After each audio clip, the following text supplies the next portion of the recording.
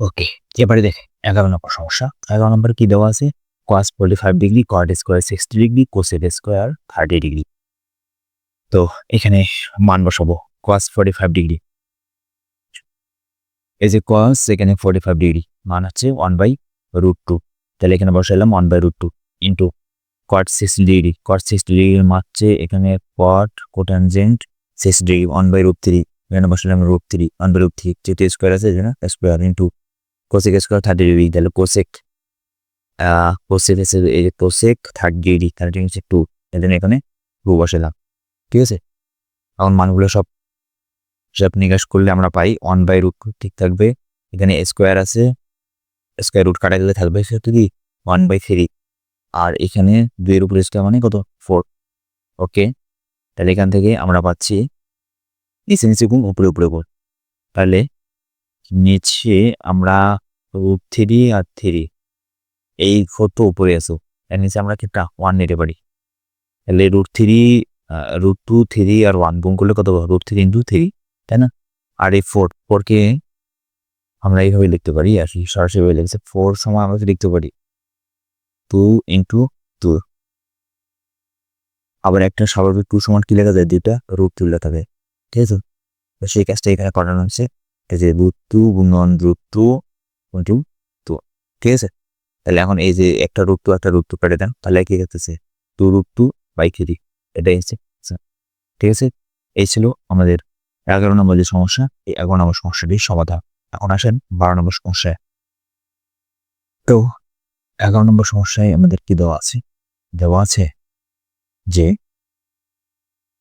দুঃখিত 12 নম্বর সমস্যা হবে। তো দেখেন 12 নম্বর সমস্যায় আমাদের কি দেওয়া আছে, বলতেছি দেখাও যে cos square 30 degree minus sin square 30 degree is equal to cos 60 degree.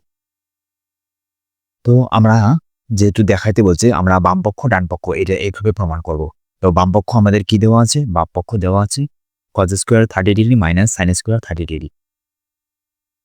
তো cos 30 ডিগ্রির মান কত দেখেন, আমরা যদি কি দেখি cos 30 ডিগ্রি মান হচ্ছে √3/2। তাহলে এখানে আমাদের বসাবো cos 30 ডিগ্রি মান √3/2, যেহেতু cos এর উপরে স্কয়ার আছে এজন্য এখানে স্কয়ার দিলাম। তারপরে sin 30 ডিগ্রি, sin 30 ডিগ্রি মান কত? sin এখানে 30 ডিগ্রি মান হচ্ছে হাফ, তার মানে এখানে বসাবো আমরা হাফ। ঠিক আছে, তাহলে হাফ বসালাম, তার উপরে দুটি স্কয়ার আছে এখানে স্কয়ার।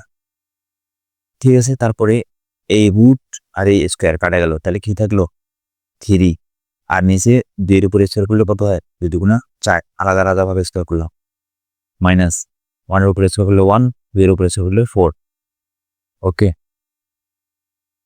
তারপর কি করব, এখানে আমরা লসাগু করতে পারি। তাহলে এখানেও 4 এখানেও 4, লসাগু হবে 4। তাহলে এই 4 দ্বারা 4 কে ভাগ করলে ভাগফল কত 1, 1 আর এই 3 গুণ করলে কত 3, এখানে মাইনাস এখানে মাইনাস, 4 দ্বারা 4 কে ভাগ করলে ভাগফল 1, 1 আর এই 1 গুণ করলে 1, তাহলে 3 - 1 / 4। তাহলে 3 থেকে আমরা যদি এক বাদ দিই তাহলে হচ্ছে কত 2, আর নিচে আছে 4, তাহলে কাটাকাটি করলে 2 দ্বিগুণা 4, তাহলে 1/2। তাহলে এটা হচ্ছে আমাদের বাম পক্ষের মান হাফ।